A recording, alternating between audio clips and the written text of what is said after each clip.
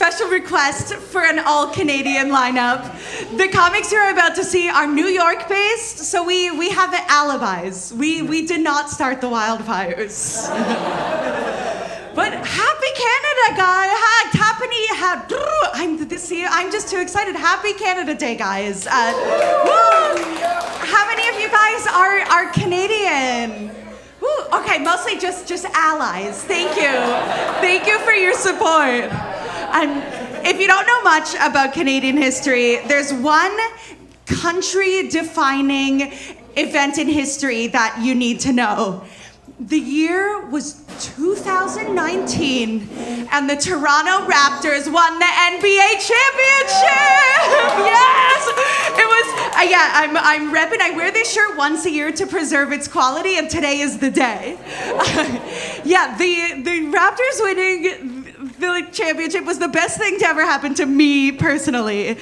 It was the first championship I experienced in my lifetime. I was born in November '93, which means I missed the Blue Jays winning the World Series for the second consecutive time by 2 months. And wow, look at me being like brave and being openly almost 30. Wow. So yeah, thank you. Right, exactly. 93, baby. Yes. Oh man. Yeah, but still my dad is like, wow, when the Blue Jays won the World Series, that was the best thing to ever happen that year. And I'm like, I'm right here. But no, the Raptors needed to win the championship to legitimize ourselves as a franchise. Like, if you guys aren't familiar, the Raptors were established in '95. I'm only 2 years older. We basically grew up together, and we needed that championship. And it was interesting. Growing up, I unfortunately, for too long, assumed that we were called the Toronto Raptors because we're super proud of our dinosaur exhibit at the Royal Ontario Museum. But no, I found out that we're called the Raptors because in 1995, there was a movie called Jurassic Park, and it was very popular. And I just think it's so funny that like our NBA team is named after a Steven Spielberg movie. You know, like if the Raptors were established 2 years earlier, we would have been the Toronto Schindler's Lists. Don't worry, guys. I can make that joke. I'm from Toronto, and I'm also Jewish. Upper West Side. So great to have made it to the promised land via the 2-3. I grew up in a very Jewish area of Toronto. For all intents and purposes, it was a shtetl. I went to Jewish day school my whole life, and that means that I wasn't bullied for being Jewish, but I was bullied for having been delivered vaginally.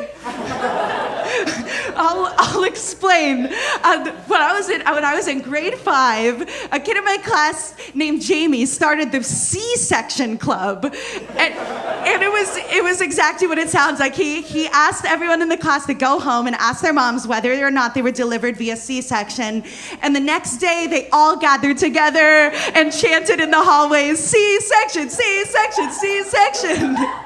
And it was brutal. I'll never forget this. And then he went up to me, looked me dead in the eyes, and said, "You went to third base with your mom!"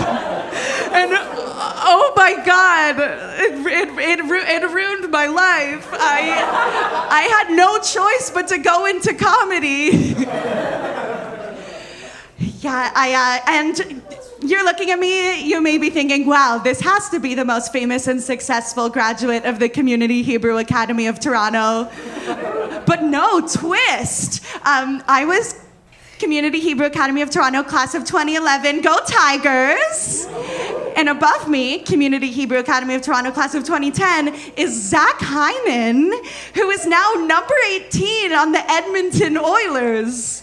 This is fucking bonkers. Like, to have gone to high school. Are you guys LA Kings fans? Is that why you booed the Oilers? Sacramento Kings. Oh yeah. Oh, other Kings, other sports. It's all good. But no, Zach Hyman on the Edmonton Oilers. To know someone who plays in the NHL as a Canadian, it's a huge fucking deal. Like, hockey is Canada's pastime. It's like if someone you guys went to high school with grew up to become like a school shooter. I know. That joke is very difficult because you never know if it's too soon or too early. I thank you for having me in your country. So happy to be here. But I do love traveling. I've traveled a lot for comedy. I did a festival in Alaska, which was really fun because coming from Canada, I was like, alrighty, Alaska. It's like Canada, but with more guns and fewer teeth. And I also performed in the UK. I did the Edinburgh Fringe in Scotland. And oh my God, I bombed so hard in Scotland, which I was hoping would endear me to the English when I got to London. But yeah, it's my fault. I was smug going in. I was like, okay, I'm a New York comic, and they say that if you can make it here, you can make it anywhere. But that is not the case with Jewish jokes. No. But people in the UK don't even know what a bris is. Do you guys know what a bris is? Okay, I love the Upper West Side. Phew.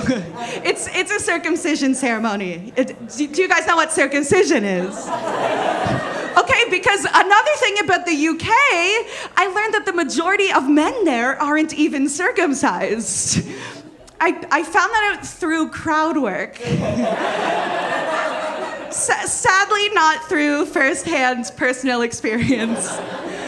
But no, I was bombing, and so I took it upon myself to explain to the good people of the United Kingdom what a bris was. So I'd say, well, it's like a christening. The family gets together. You give the baby his name.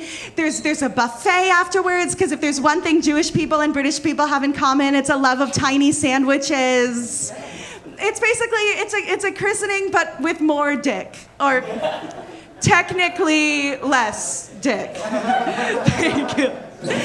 And then, yeah, I learned a lot on that trip. After I went to London, I took the train to Brussels, aka the reverse Brexit, and traveling around Europe, meeting people. They didn't get my jokes. They didn't get Jewish references. They don't have Jewish friends.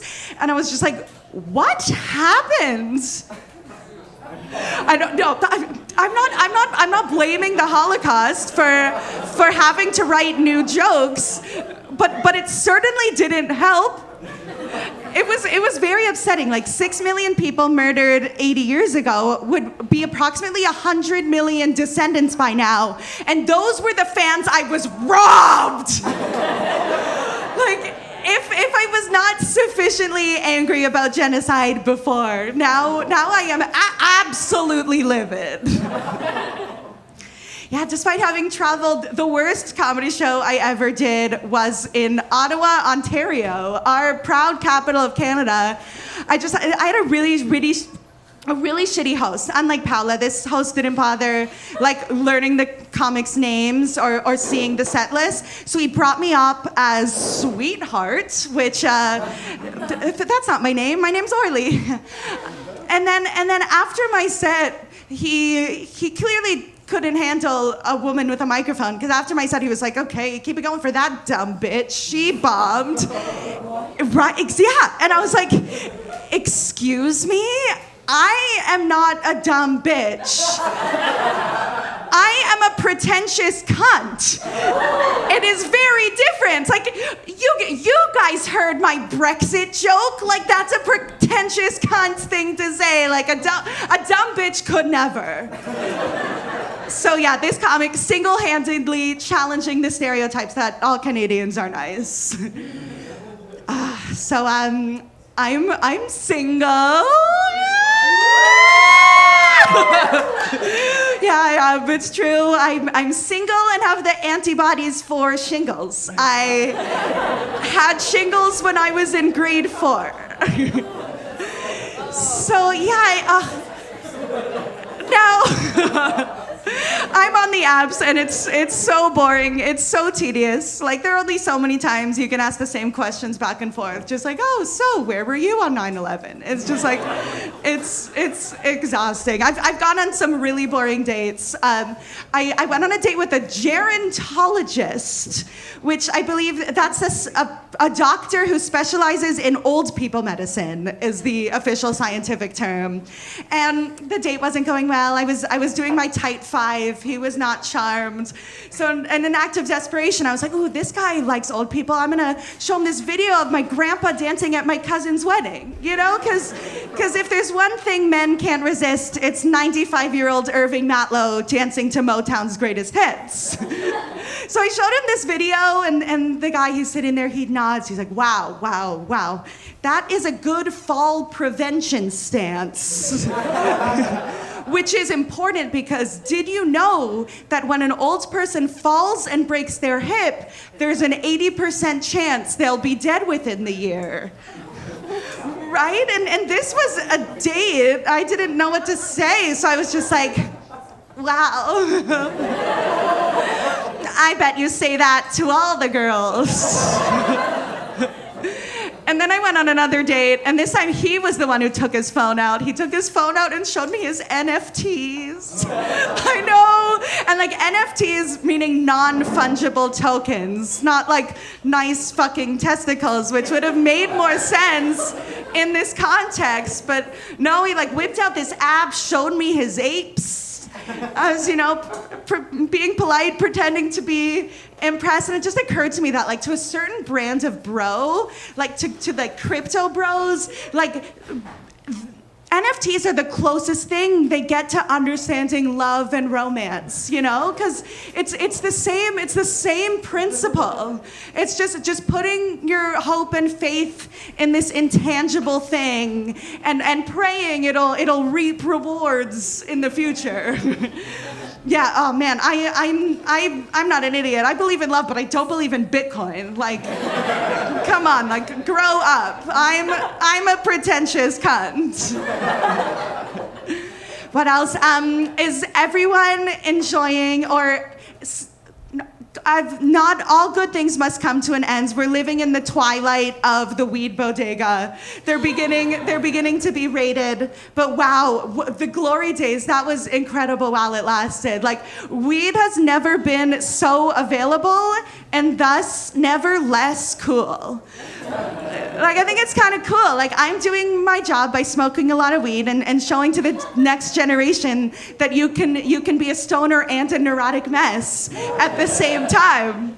Like, I feel like the next generation, like Gen Alpha or whatever they're calling, they're gonna be like, oh my God, like, you wanna smoke weed? Like, ew, my mom eats weed. Like, weed is for losers. Thank you so much, guys. Happy Canada Day!